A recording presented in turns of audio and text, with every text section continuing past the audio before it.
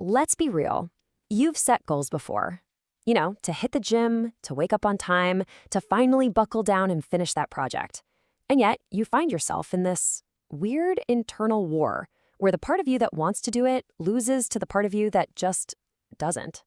Well, lean in close, because the real solution to this isn't what you think it is, and it's way more interesting. It's a fundamental question, isn't it? Why is it so difficult to do the things we know are good for us?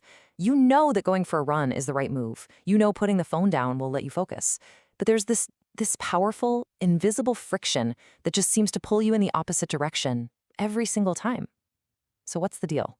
And right here, this is probably the most important thing you're going to hear today. If this is you, if you struggle with this, it doesn't mean you're lazy. It doesn't mean you're weak or that you have no discipline. This isn't a moral problem. It's a biological one.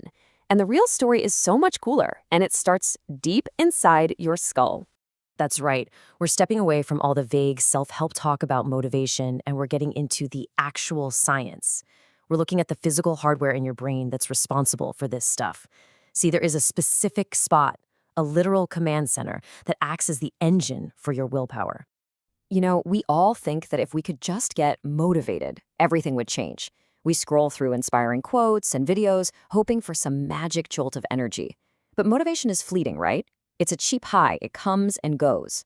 The real, lasting source of grit is something you can physically grow. And this is where it gets really good. Willpower isn't just an idea. It has a physical address. It's a tangible, measurable piece of your neural anatomy. So what is this command center for grit? It's time for the big reveal. Okay, say hello to the Anterior Mid-Cingulate Cortex. Yeah, that's a mouthful, I know. We're just going to call it the AMCC. Now, think of this little chunk of your brain as your dedicated grit center. Neuroscientists have found that this is the area that lights up like a Christmas tree whenever we decide to do something difficult, something we really, really don't feel like doing. It's the source of that internal push.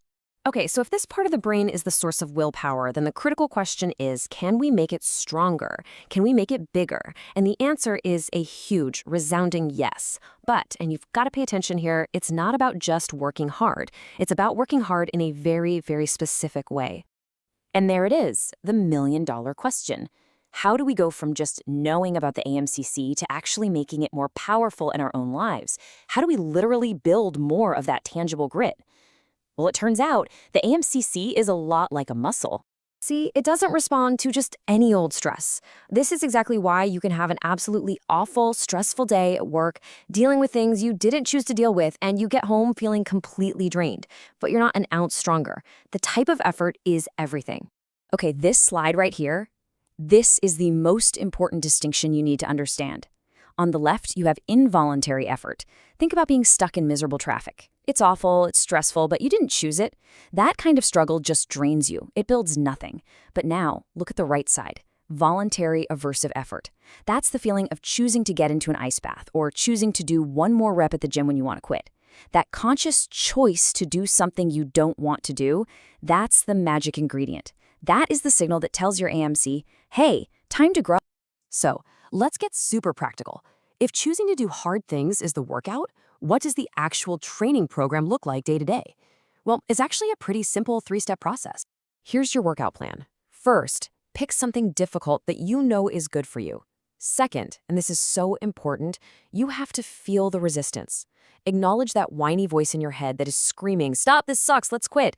And then third, that is your moment. That is the opportunity. You voluntarily push past that feeling. You don't have to win the war, you just have to win that one tiny little battle. That push, that's one rep for your brain. And you know what the best part is? These reps can be absolutely tiny. We are not talking about climbing Mount Everest here. We're talking about holding a plank for just 10 seconds longer than you want to. Or that moment you feel that twitch to check your phone, and you consciously force your eyes back to the page. Every single one of those small, voluntary acts of defiance is a powerful workout for your AMC. This is the ultimate reframe. Remember that feeling of struggle we started with? The one that feels like you're failing? It's not. I want this to sink in. The friction you feel isn't a sign of failure. It's literally the feeling of your brain getting stronger. That internal resistance is the feeling of your AMC getting its workout. It's the proof that you are physically changing your brain for the better. So the power is 100% in your hands. Every single day is just filled with hundreds of these little moments, these tiny opportunities to do a rep and physically expand your capacity for willpower and grit.